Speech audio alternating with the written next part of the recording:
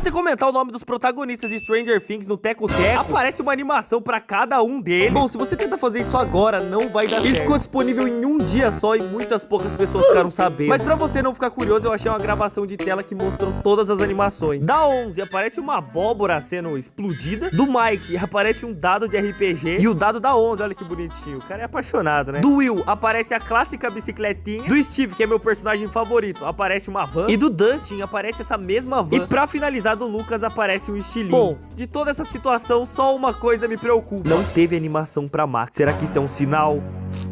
Eu espero que não. Se você comentar o nome dos protagonistas de Stranger Things no Teco Teco, aparece uma animação pra cada um deles. Bom, se você tenta fazer isso agora, não vai dar certo. Isso ficou disponível em um dia só e